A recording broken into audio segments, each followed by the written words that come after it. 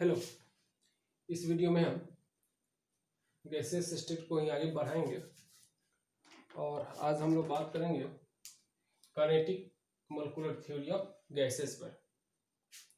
तो जो kinetic molecular theory of gases है, इसको मैक्सवेल, बोल्ट्जमैन, क्लासन साहब ने 1857 में दिया। लोगों ने सोचा कि आखिर अगर हम गैस की एक कल्पना करें कि जो आइडियल गैसेस होंगे वे कैसे होंगे, बिहेवियर उनका क्या होगा, इसी के बेसिस पे काइनेटिक थ्योरी ऑफ गैसेस को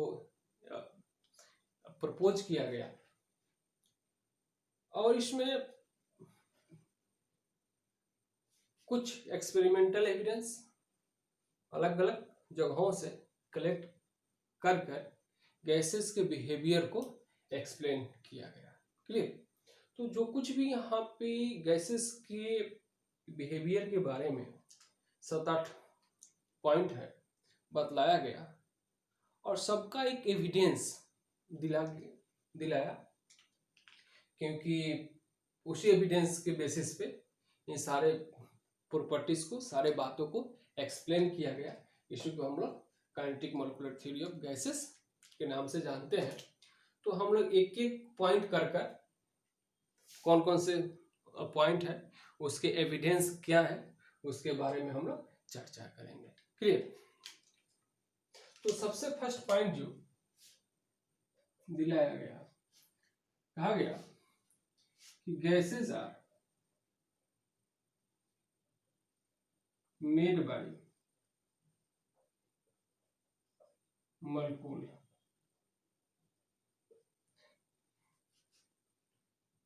molecule all molecules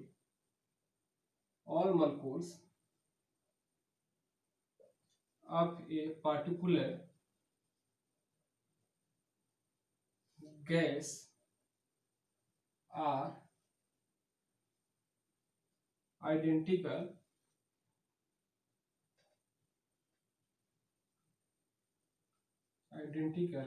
and their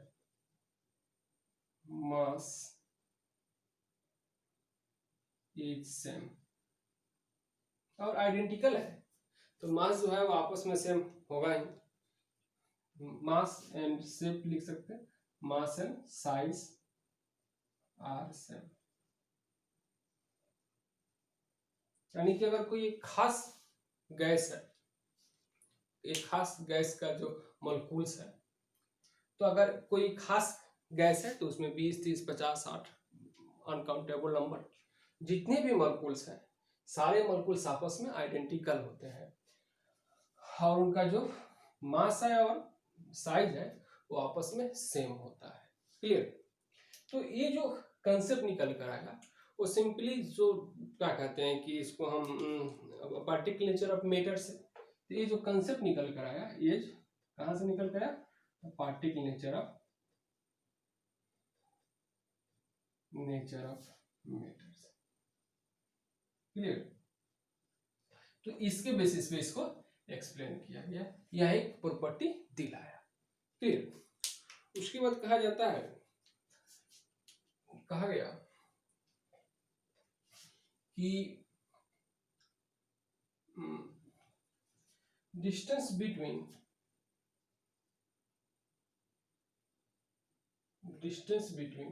gaseous molecule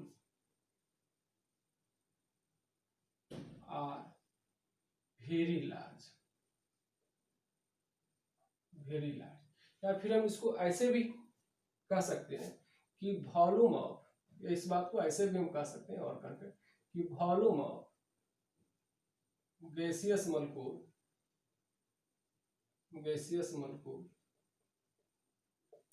is negligible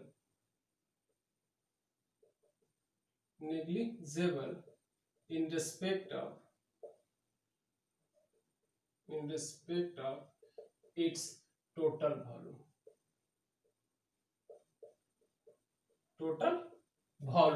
clear? तो इसमें कहता है कि जो गैस जो होते हैं, गैस के जो मॉलिक्यूल है, अगर सपोज दैट इस कंटेनर में कोई गैस का मॉलिक्यूल है, तो इस गैस के मॉलिक्यूल का जो वॉल्यूम होता है या इस टोटल के रिस्पेक्ट में जो होता है वो नेग्लिजिबल होता है। एक कंडीशन हम एसटीपी पे लेते हैं। एसटीपी पे अगर गैस के मॉलिक्यूल को कहीं पे रखा जाए तो जितना स्पेस वो ऑक्युपाई करेगा उस स्पेस के रिस्पेक्ट में या फिर उस वॉल्यूम के रिस्पेक्ट में अगर हम गैसियस मॉलिक्यूल के वॉल्यूम को देखें तो गैसियस मॉलिक्यूल का जो वॉल्यूम जो होता है वो नेग्लिजिबल होता है। कैसे होता है इस बात को समझते हैं। कहता है कि radius of N2 molecule is 2 into 10 to the power -8 centimetre होता है। अगर हम नाइट्रोजन का जो मॉलिक्यूल है तो उसका जो रेडियस होता है 2 into 10 to the power -8 centimetre होता है एक नाइट्रोजन के मॉलिक्यूल का रेडियस। तो अगर हम निकाल दें कि volume of 1 nitrogen N2 molecule तो स्फेरिकल मानते हैं। तो N2 मॉलिक्यूल के एक N2 मॉलिक्यूल का अगर हम वॉल्यूम निकालें तो वॉल्यूम के लिए हम क्या लिखेंगे 4/3 पाई आर क्यू। फॉर्मूला ही ना होता है कि 4/3 पाई आर क्यू। तो 4/3 पाई आर क्यू यानी कि 2 into 10 to the power -8 centimetre का पावर क्यूब। क्लियर। इसको कैलकुलेट आप करेंगे, इसको कैलकुलेट करने पे इसका वैल्यू आएगा 3.35 into 10 to the power -23 centimetre cube. Clear. तो ये क्या आया तो वॉल्यूम ऑफ 1 ये आया है हम लोग कि volume of 1 N2 molecule.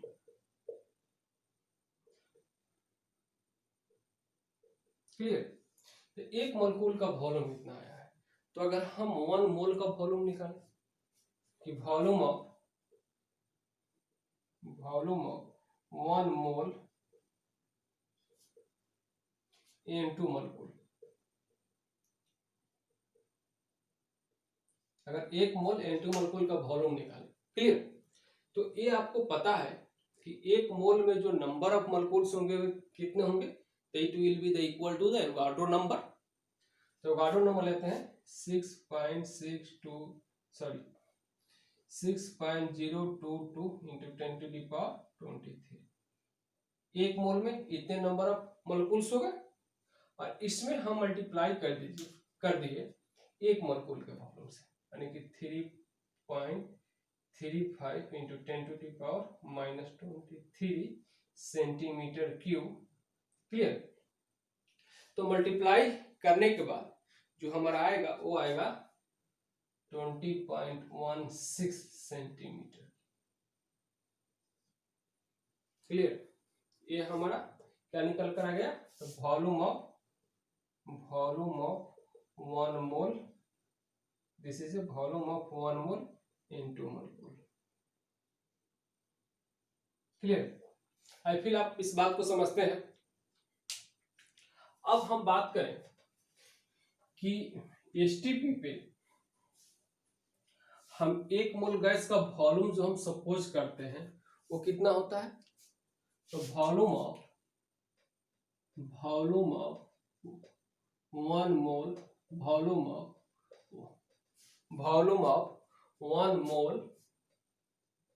one mole gas at STP is equal to 22400 centimetre cube.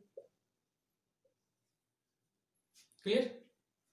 1 mole gas का जो वॉल्यूम होता है वो एसटीपी पे इतना होता है। यह एक्सपेरिमेंटली है, मैं एवोगाड्रो के कंसेप्ट से निकला हुआ वॉल्यूम है। ऐसे भी 1 मोल गैस का वॉल्यूम हम कितना मानते हैं 1 मोल गैस का वॉल्यूम एसटीपी पे हम क्या कहते हैं 22.4 लीटर्स लिखते हैं ना है? और 1 लीटर जो होता है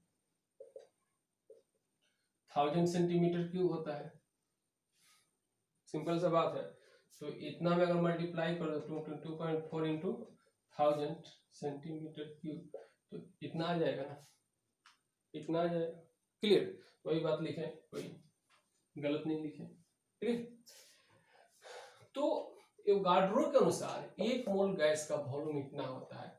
अगर हम कैलकुलेट करें एक एक मॉलिक्यूल का, तो वॉल्यूम इसमें कितना है, इतना है। यानी कि अगर हम निकालें एम्प्टी प्लेस या एम्प्टी स्पेस या एम्प्टी वॉल्यूम कर देते हैं, तो हमको इतना में से सेंटीमीटर क्यूब, इतना वॉल्यूम टोटल है। इसमें से इसको माइनस कर लें, हम माइनस कर लें, कितना माइनस कर लें, 20.16 सेंटीमीटर क्यूब माइनस कर लें, तो हमारा कितना आएगा, इसको माइनस करने पे आएगा हमारा 22,379.84 सेंटीमीटर क्यूब। यानी कि इतना जो है ये हमारा एम्प्टी स्पेस, एम्प्टी वॉल्यूम हुआ। तो परसेंटेज ऑफ एम्प्टी वॉल्यूम निकालें, परसेंटेज ऑफ एम्प्टी वॉल्यूम। तो परसेंटेज क्या है, परसेंटेज निकालने के लिए क्या करें, इसको रख देते हैं 22,379.84, अब भाई टोटल वॉल्यूम कितना है, इतना 22400 इंटू 100, ये सेंटीमीटर क्यूब, ये भी सेंटीमीटर क्यूब, तो सेंटीमीटर क्यूब से सेंटीमीटर क्यूब कैंसिल हो गया। क्लियर, ये आया कि 99.91%। यानी इन तमाम कैलकुलेशन से क्या क्लियर हुआ, तो तमाम कैलकुलेशन से यह क्लियर हुआ कि अगर हम गैस को कंटेनर में रखते हैं, तो दोनों गैस के गैसियस मॉलिक्यूल्स के बीच में जो स्पेस बचता है वो 99.91% होता है। क्लियर, 99.91% होता है। इतना परसेंट खाली है जिसमें गैसियस मॉलिक्यूल मूव कर रहे हैं। क्लियर, इसी बेसिस पे हम कहते हैं कि गैसियस मॉलिक्यूल का जो एग्जैक्ट, कि गैसियस मॉलिक्यूल का जो एग्जैक्ट वॉल्यूम जो होता है वो टोटल के रेस्पेक्ट में जो होता है वो नेग्लिजिबल होता है। क्लियर, आई फील इस बात को समझ गए होंगे। नेक्स्ट हम लोग बात करते हैं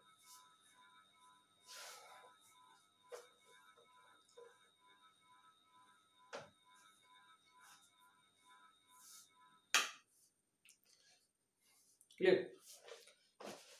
नेक्स्ट कहते हैं कि देयर इज, थर्ड पॉइंट है, there is no any force of attraction or force of, there is no any force of attraction or force of repulsion exerted between gaseous molecules, gaseous molecules. यानी कहता है कि gaseous molecules के बीच में कोई force of attraction या repulsion नहीं लगता है। तो सिंपल सा बात है कि अभी हम लोगों ने देखा कि गैसियस मॉलिक्यूल के बीच में एम्प्टी स्पेस बहुत ज्यादा है। तो एम्प्टी स्पेस बहुत ज्यादा है यानी कि उनके बीच के डिस्टेंस अधिक है, तो उनके बीच की जो दूरियां अधिक है, तो दूरियां अधिक से फोर्स ऑफ अट्रैक्शन या फोर्स ऑफ रिपल्सन लगेगा नहीं। क्लियर, तो हम लिख सकते हैं ना कि between gaseous molecules have more empty space. It means distance between gaseous molecule, distance between gaseous molecules are more, hence they have no any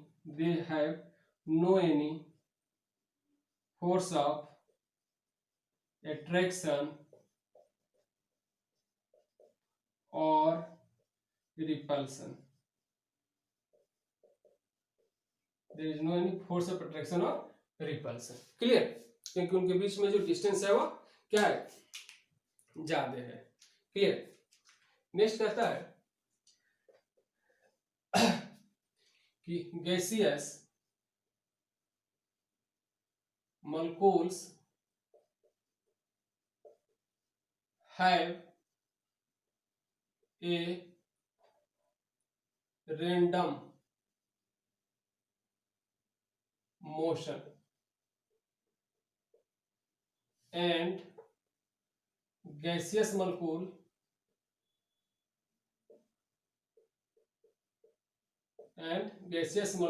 collided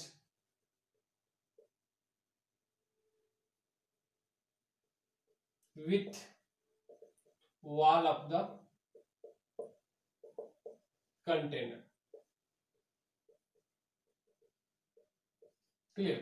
जैसे कहता है कि अगर एक कंटेनर है और इसमें गैसियस मॉलिक्यूल है, तो गैसियस मॉलिक्यूल में एक रैंडम मोशन होता है. रैंडम मोशन का मतलब होता है कि जहां पे मॉलिक्यूल को जाने का मन करे, अगर ऐसे मॉलिक्यूल से तो यहाँ मन किया तो यहाँ या यहाँ या तो यहाँ, यहाँ फिर यहाँ फिर यहाँ फिर यहाँ फिर यहाँ फिर जहां मन करेगा गैसियस मॉलिक्यूल वहां पे मूव करेगा. और ये कंटेनर के वॉल से भी इसका कोलिजन होते रहता है. कंटेनर के वॉल से भी टक्कर होते रहता है, इसका कोलिजन होते रहता है. क्लियर? इस बात को किस बेसिस पे कहा गया? तो सिंपल सा बात है कि आप डस्ट पार्टिकल को देखते हो या फिर स्मोक को आप देखते हो कि उसमें क्या होता है, उसके पार्टिकल में एक जिगजैग मोशन होता है, जहां मन करता है वहां जाता है. क्लियर? तो उसी के बेसिस पे इस थ्योरी को दिया गया. क्लियर? यानी कि dust particles have a zigzag motion. Clear? क्योंकि जो भी डस्ट पार्टिकल है उसमें क्या है, एक जिगजैग मोशन है, जहां मन करता है वहां जाता है, उसको कोई रोक टोक नहीं है. इसी बेसिस पे इस बात को कहा गया. क्लियर? नेक्स्ट कहा गया कि गैसियस मॉलिक्यूल्स जो है वो कंटेनर के वॉल से टकराते हैं, कोलिजन होता है. कंटेनर के वॉल से उनका कोलिजन होता है. और कंटेनर के वॉल से कोलिजन होने के कारण, कंटेनर के वॉल से टक्कर होने के कारण वहां पे प्रेशर उत्पन्न होता है. क्लियर? जैसे कि कहता है कि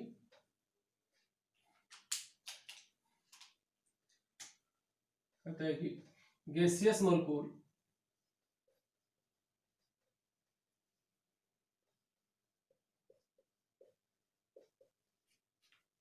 collide with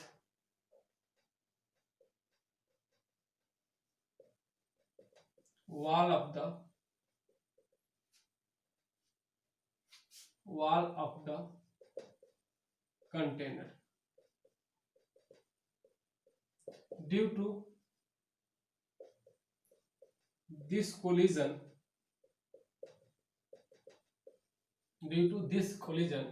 pressure raised. Clear? कहता है कि अगर कंटेनर है तो कंटेनर के अंदर जो मॉलिक्यूल है या इस कंटेनर के वॉल से टकराते रहता है, इसका कोलिजन होते रहता है. क्लियर? और इस कंटेनर के वॉल से कोलिजन होने के कारण प्रेशर राइज करता है. क्लियर? तो सिंपल सा बात है कि अगर ये मॉलिक्यूल इस कंटेनर के वॉल से जब कोलिजन करेंगे तो क्या करेंगे, एक फोर्स लगाएंगे. कोलिजन होगा तो एक फोर्स लगेगा. और यह फोर्स कहाँ लग रहा है, एक पार्टिकुलर एरिया पे लग रहा है. और पार्टिकुलर एरिया पर यानी कि यूनिट एरिया पर जो फोर्स लगता है उसको हम क्या कहते हैं, प्रेशर कहते हैं. यानी इसी कारण क्या होगा, प्रेशर उत्पन्न होगा। क्लियर। तो कहता है कि when gaseous molecule collided with wall of the container, it apply force on per unit area,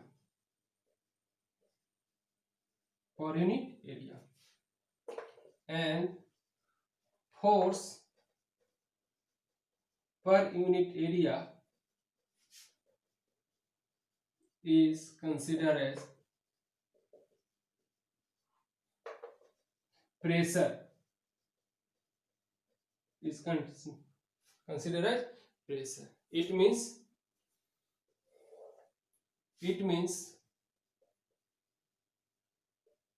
due to collision of molecules, collision of gaseous molecule, it means due to collision of gaseous molecule on wall of the container,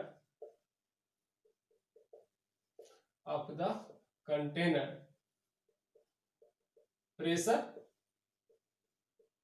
rise, pressure जो होगा वह बढ़ेगा, उत्पन्न होगा। Clear. और इस बात को हम ऐसे भी कह सकते हैं कि जितना अधिक कोलिजन होगा प्रेशर उतना ही अधिक होगा। इसको एक नोट करके लिखते हैं, इसको पॉइंट करके नहीं लिखेंगे, इसको हम नोट करके ग्रीन कलर से लिख देते हैं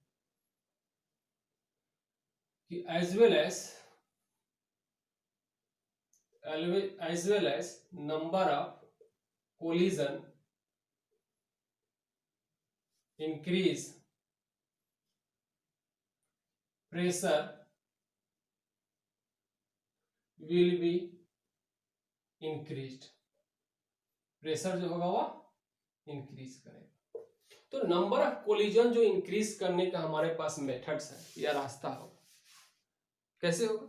तो नंबर ऑफ कोलिजन हम इंक्रीज कर सकते हैं नंबर ऑफ गैसियस मॉलिक्यूल को बढ़ाकर, यानी कि नंबर ऑफ गैसियस मॉलिक्यूल, यानी कि गैसियस मॉलिक्यूल्स के जितने ही अधिक संख्या होगा प्रेशर उतना ही अधिक होगा।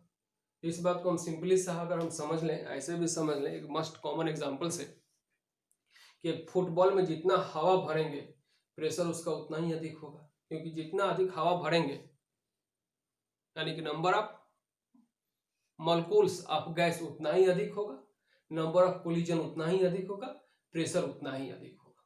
क्लियर। इसको ऐसे समझ सकते हैं। उसके बाद कहता है कि नेक्स्ट पॉइंट कि collision of gaseous molecule is perfectly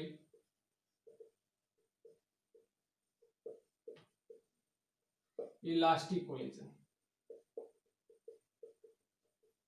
यानी कि गैसियस मॉलिक्यूल का जो कोलिजन होता है वह परफेक्टली इलास्टिक कोलिजन होता है। तो इलास्टिक कोलिजन का मतलब हुआ कि after collision and before collision momentum will be same, momentum change नहीं होगा।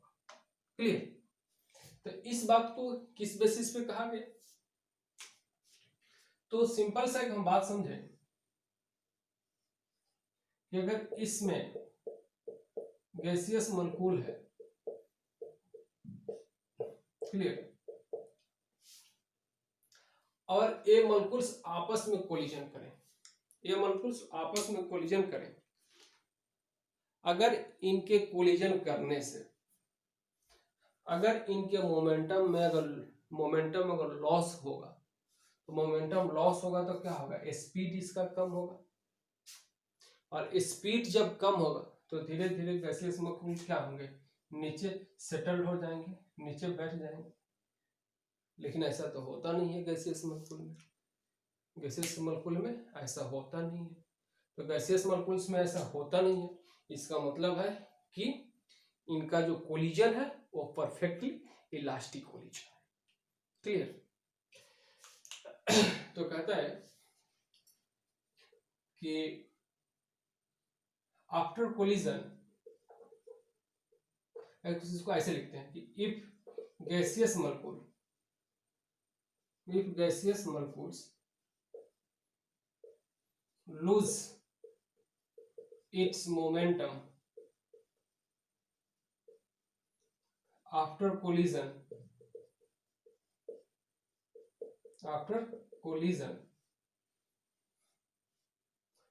molecules will become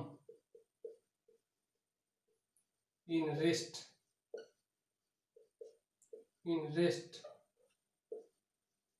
after some time, but this is not possible.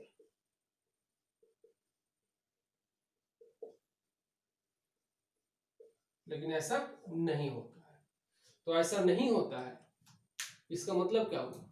इसका मतलब यही होगा कि जो गैसियस मॉलिक्यूल जो है उनका जो कोलिजन है वो इलास्टिक कोलिजन है, परफेक्टली इलास्टिक कोलिजन। क्लियर? उसके बाद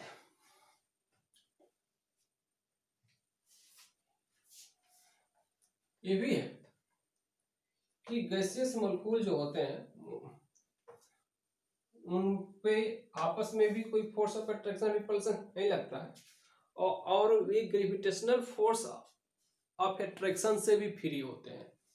क्योंकि अगर गैसियस मॉलिक्यूल्स में अगर ग्रेविटेशनल फोर्स ऑफ अट्रैक्शन लगता तो सारे गैसियस मॉलिक्यूल धरती पे होते, जमीन पे होते, लेकिन ऐसा तो नहीं है। गैसियस मॉलिक्यूल्स ऊपर भी होते हैं। तो यहाँ से भी एक बात निकल कर आ गई कि गैसियस मॉलिक्यूल जो होते हैं वे free from gravitational force of attraction होते हैं। क्लियर? उसके बाद एक लास्ट पॉइंट हम लोग देखते हैं। कहता है कि अगर एक कंटेनर में गैसियस मॉलिक्यूल्स है, क्लियर, तो गैसियस मॉलिक्यूल के जो वेलोसिटी है वह डिफरेंट हो सकते हैं, और वेलोसिटी जब डिफरेंट होगा इसका काइनेटिक एनर्जी भी डिफरेंट हो सकते हैं, होगा। क्लियर? लेकिन अगर हम टेम्परेचर बढ़ाएंगे तो काइनेटिक एनर्जी बढ़ेगा, यानी कि हम कह सकते हैं कि काइनेटिक एनर्जी जो होता है वो एब्सोल्यूट जीरो टेम्परेचर के डायरेक्टली प्रोपोर्शनल होता है। क्लियर? कहता है कि if in a container have more gaseous molecules,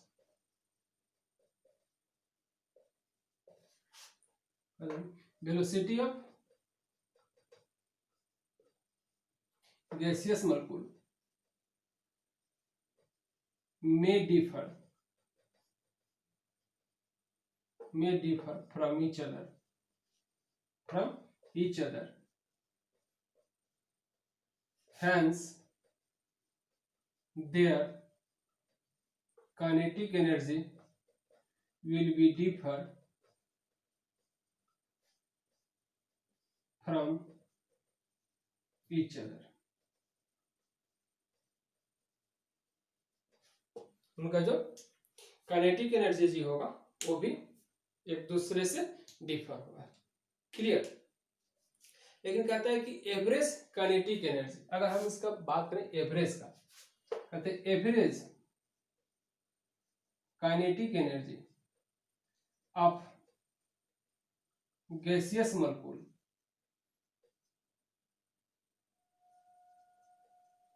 average kinetic energy of gaseous molecule is directly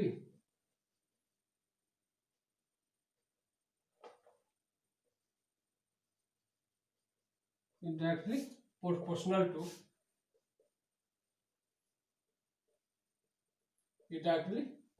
to absolute zero temperature, absolute zero temperature। यानी कि जितना अधिक टेम्परेचर हम बढ़ाएंगे, जितना अधिक टेम्परेचर हम बढ़ाएंगे गैसियस मॉलिक्यूल का काइनेटिक एनर्जी बढ़ेगा। तो अगर सारे मॉलिक्यूल्स का काइनेटिक एनर्जी बढ़ेगा तो कहीं ना कहीं जो एवरेज काइनेटिक एनर्जी है उसका भी वैल्यू बढ़ेगा। क्लियर? तो इसमें भी कोई बहुत खास बात नहीं है, सिंपल से हम कह सकते हैं। एक बात हम लोग जानते हैं कि टेम्परेचर बढ़ाने से वेलोसिटी बढ़ेगा, और वेलोसिटी जब बढ़ेगा तो काइनेटिक एनर्जी बढ़ेगा, सिंपल सी बात है। तो कहता है कि on rising temperature velocity of gaseous molecule rise, velocity of gaseous molecules rise, that's why kinetic energy of gaseous molecules raised। यही कारण है कि काइनेटिक एनर्जी जो है गैसेस मॉलिक्यूल्स का वो राइज कर जाता है। क्लियर? तो इसमें हम लोग देखे थे कि kinetic molecular theory of gases. इसके बाद नेक्स्ट वीडियो में हम लोग बातचीत करेंगे कि काइनेटिक गैस इक्वेशन की फॉर्मूला को हम लोग डिराइव करेंगे। क्लियर? तो thanks for watching this video।